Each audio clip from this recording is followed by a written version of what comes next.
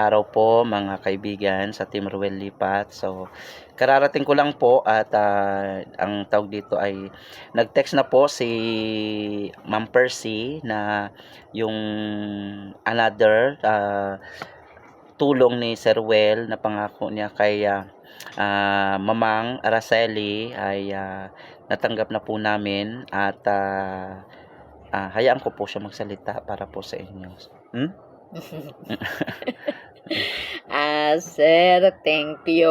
Nabaton ko na ro imong agin padaga nga tricky ay akon lang nga patapos ro nabilin niya ron nga ubrahon at saka na magsimula na naman tayo.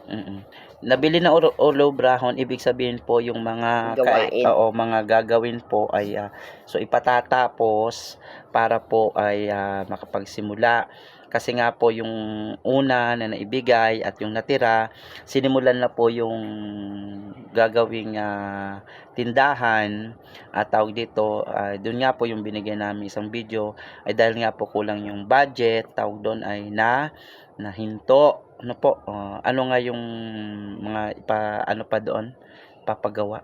Yung lang pintuan, tapos yung nabilin niya natira nga portion yung bahagi ng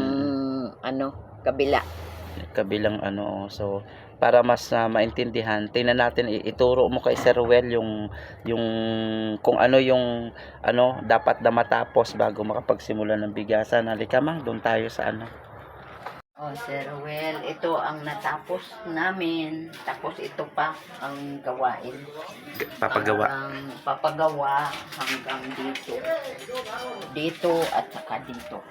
Ayun lang ang yan yung kulang bago magsimula na naman tayo ng panibagong tindahan. So ito yung kinuha mo na ito. Yung kulay blue na yan?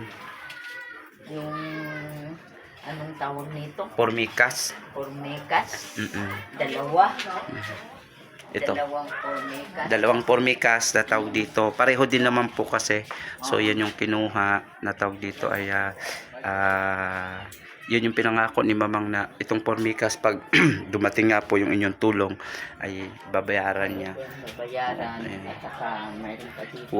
Bali 1.5 po yung dalawang yan.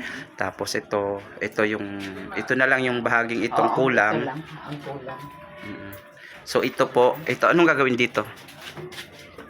Iurong ko lang dito. Parang ito lang ang tatapusin at saka pintuan. So yun.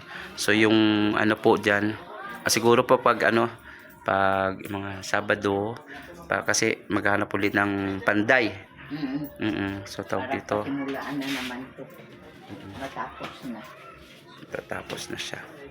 So yung una pong natira na pera ulit po sir, ito po yung pinagawa yan. Ang una. Yung una. At saka dyan. So ito. At yung yung SIM pa.